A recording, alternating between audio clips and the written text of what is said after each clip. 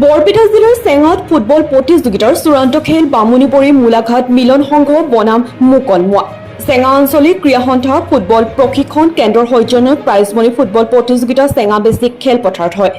প্ৰথম পুৰস্কাৰ 12,000 টকা আৰু দ্বিতীয় পুৰস্কাৰ 7,000 টকা। দাতা ইলিয়াছ আলী, অসম ৰাজ্যিক বিজেপি সংখ্যালঘু মৰ্চা প্ৰাক্তন সহ কোষাধ্যক্ষ অসম। আৰু এই খেলত বিজয়ৰ হয় মুকলমুৱা দলে 2 গ'ল দিয়ে আৰু তুমুল প্ৰতিদ্বন্দ্বিতাৰ পিছত পৰাজয় হয় বামুণবৰী মূলাঘাট মিলন সংঘ। আজি শেষৰখন প্ৰথম ফাইনেল খেলখনৰ দুইটা দলৰে মুকলমুৱা টাউন ক্লাব বামুণবৰী ফিটা দলকে মোৰ ফালৰ পৰা শুভেচ্ছা তথা অভিনন্দন জ্ঞাপন কৰিছোঁ। আজিৰ এই প্ৰশিক্ষণ কেন্দ্ৰটো এটা খুব সুবিধা, আমাৰ ল'ৰা ওলাই অহাৰ কাৰণে খুব এটা সুবিধা পায়। আৰু এই প্ৰশিক্ষণ কেন্দ্ৰৰ উদ্যোগতা মোৰ ফালৰ পৰা অনাগত দিনলৈকে সহায় সহযোগিতা কৰি যোৱা বুলি মোৰ আপ্ৰাণ চেষ্টা থাকিব। আৰু এই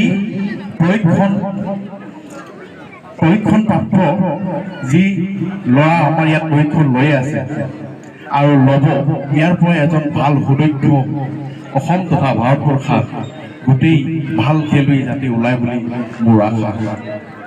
যি নহওক, সময় খুব তাকৰ হৈছে। আজি মোৰ শ্ৰদ্ধাৰ আজি খেলৰ সভাপতি কাইফুল হক ডাঙৰীয়া, মাছুদ ৰভান ডাঙৰীয়া, পুতলা তেজ, মমিনুৰ ৰভান ডাঙৰীয়া, মতিয়ৰ ৰভান, মোৰ শ্ৰদ্ধাৰ বাবুকণ, বিশেষ ব্যক্তিসকলৰ নাম ক'লে বহুত সময় লাগিব। শুভেচ্ছা তথা অভিনন্দন জ্ঞাপন কৰি আজিৰ এই খেলখন শুভ উদ্বোধনী হোৱা বুলি ঘোষণা কৰিলোঁ। ধন্যবাদ। আমি একচুৱেলি খেলখন পাতিলোঁ কিহৰ কাৰণে, আমাৰ যিখিনি গাঁৱত প্ৰতিভা সেইখিনি মানে কি প্ৰতিভা আমি আজিৰ খেলত অংশগ্ৰহণ কৰা দুয়োটা দলৰ খেলুৱৈসকল ডাঙৰকৈ খেল পাতোঁ, পাতিলেও মানে কি আমাৰ গাঁৱৰ ল'ৰা কিন্তু চান্স নাপায়। আৰম্ভণিতে আমি এই প্ৰতিযোগিতা দেৰি হৈ যায়, বিভিন্ন পৰ্যায়ত অনুষ্ঠিত হোৱা সেইকাৰণে মই ভাবিছোঁ কি এতিয়াই খেলটো ষ্টাৰ্ট কৰিছোঁ। ইয়াৰ লগে লগে ল'ৰাবিলাক প্ৰেক্টিছত আহিব আৰু এতিয়া মানে সোনকালে ইম্প্ৰুভ হ'ব পাৰিব। আৰু গাঁৱৰ ল'ৰাখিনি ইয়াতে খেলাৰ কাৰণে আমি গাঁও ভিত্তিক কৰি দিছোঁ। এই অনুষ্ঠানটো আপুনি কেনেকুৱা হিচাপত কি ভাবলৈ কৰিছিল? মানে কি যিখিনি মানে কি ল'ৰা আছে সেইখিনি খেলৰ লগত জড়িত হ'ব লাগে। আজিৰ তাৰিখত মানে কি মদ, ভাং, ড্ৰাগছ এইবিলাকৰ লগত মানে কি বহুত মানে কি বেয়া হৈ গৈছে পৰিৱেশটো। আৰু সেই পৰিৱেশটো যাতে আমাৰ গাঁৱত কমচে কম আমি ছেভ কৰি ৰাখিব পাৰোঁ, আমাৰ গাঁৱৰ ক্ষেত্ৰত যাতে সেইখিনি আমি ৰোধ কৰিব পাৰোঁ, সেই উদ্দেশ্য লৈ আমি ল'ৰাখিনি খেলৰ লগত জড়িত হোৱাৰ কাৰণে আমি সিহঁতক বাৰ বাৰ আহ্বান জনাই আছোঁ।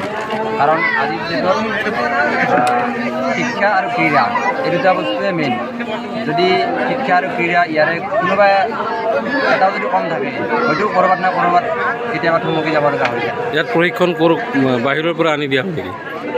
প্ৰশিক্ষক আমাৰ যোৱা বছৰ মণিপুৰৰ পৰা আছিলে আৰু হয়তো এই বছৰো আমি চেষ্টা চলাই আছোঁ।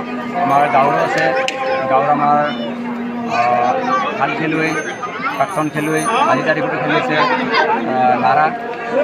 আমি তেখেতকো আমি কৈছোঁ যে ল'ৰাখিনি শিকাই দিয়াৰ কাৰণে, আৰু লগতে আমি বাহিৰতো যোগাযোগ কৰি আছোঁ।